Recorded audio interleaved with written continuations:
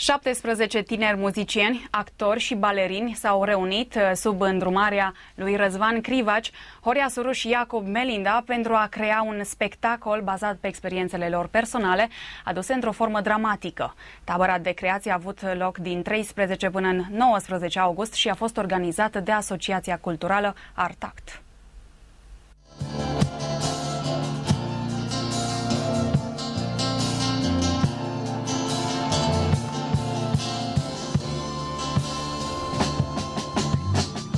Artiștii elevi ai Liceului de Coreografie și Artă Dramatică Octavian Stroia, ai Liceului de Muzică Sigismund Toduță și studenții Academiei de Muzică Gheorghe Dima au prezentat într-un spațiu neconvențional, după doar o săptămână de muncă, un spectacol care se numește Povestiri la persoana întâi și care va fi reluat pentru publicul larg în toamna acestui an. Conceptul taberei, să încep cu asta, este un concept, după mine, ideal, pentru că sincretismul este tot în artă. Îmi place să lucrez în proiecte masive în care intră și coreografie, și teatru, și muzică, dacă se poate și arte plastice, deci tot ce se poate. Sincretismul e foarte important pentru mine, asta s-a întâmplat aici, de aceea sunt încântat că am luat parte. Cursanții au început să-și spună poveștile, vesele sau triste. Apoi am schimbat povestea unuia, extrem de personală, a spus-o altcineva. Deja asta e primul pas spre o zonă teatrală, o zonă spectaculară. Sunt foarte încântată de acest proiect de tabără de creație. Mi se pare foarte inedit și foarte necesar pentru artiști în formare. Este extraordinar că am unit cele trei ateliere nu doar pe scenă, ci și în tot procesul de creație a spectacolului. Am început să simt după ajutor, am început să urc, toată lumea credea că mă joc. Eu mă legam sub ochii lor, dar ei vedeau.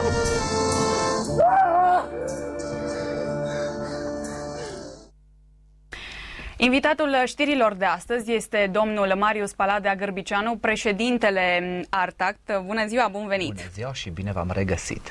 Așadar, prima întrebare, cum a ieșit spectacolul Povestiri la persoana întâi? A ieșit un spectacol extraordinar de bun, într-un cadru mirific, cadrul oferit de către complexul de la Leghia.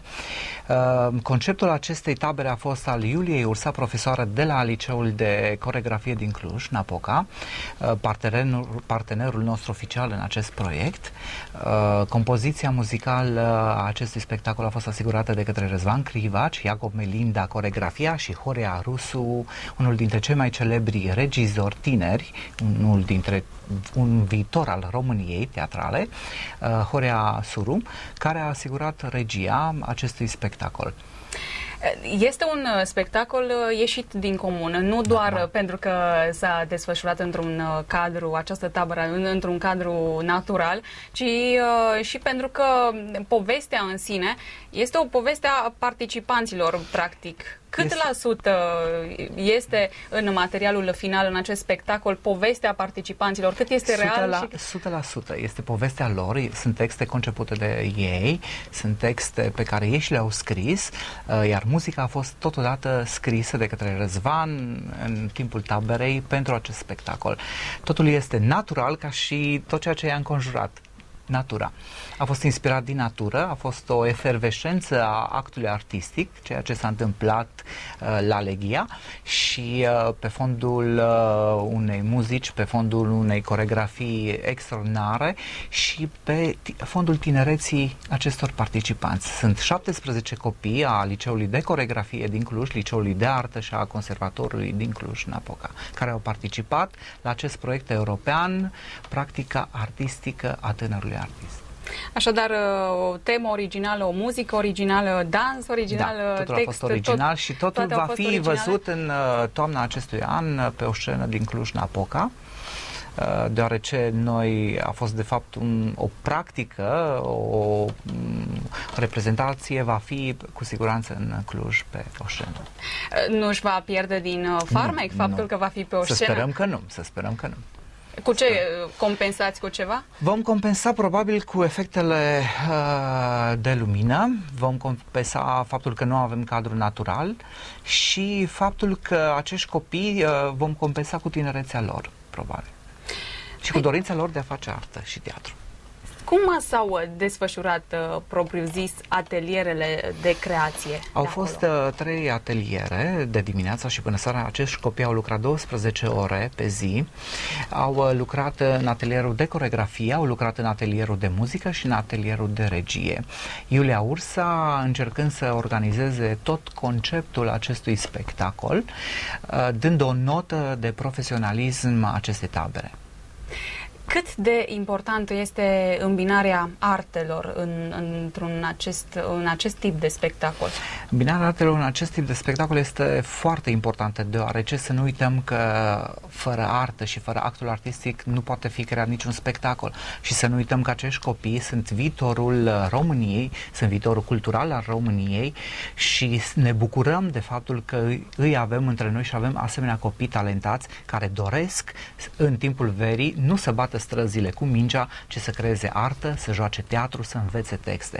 Dar faptul că în cadrul acestui spectacol am avut un copil, este fiul Ursei, care a avut un text pe finalul acestui spectacol, mi-a dat o speranță că în Cluj există și un copil, un geniu al viitorului cinematografiei românești. Este un copil pe care mi-aș dori ca fiecare părinte să-l aibă, un copil care are o energie și o memorie. O să vă rog să ascultați, să veniți în toamnă să vedeți spectacolul. Finalul acestui spectacol este pe vocea acestei copile care spune o poveste a ei dintr-o zi. Este extraordinar să avem asemenea copii și o bucurie mare să avem asemenea talente între noi. Ce urmează în această toamnă? A fost această tabără de creație, urmează încă una, dacă nu mă înșel, de la Muntele Rece? La Muntele Rece va urma o tabără de creație pe sculptură organizată de către Art Act împreună cu Mănăstirea de la Muntele Rece. Ea se va intitula Drumul Crucii și se va solda cu statui create de către studenții Universității de Artă și Design, secția Sculptură. Dar în 7 septembrie vă invităm la Casa Matei la o expoziție româno-japoneză cu studenții Universității Nakagao din Tokyo și cu studenții Universității de Artă. Vor fi sculpturi, vor fi lucrări de grafică, pictură, toate îmbinate într-o frumoasă colaborare cu România-Japonia. Mulțumesc foarte mult pentru prezența alături de mine și cu siguranță vom fi și noi acolo. Vă rog să veniți împreună cu toți clujenii și cu toți iubitorii de artă la această expoziție și să vedeți și această tabără de creație care se va desfășura în octombrie la Muntele Rece. Mulțumesc foarte mult! Mulțumesc. Continuăm acum.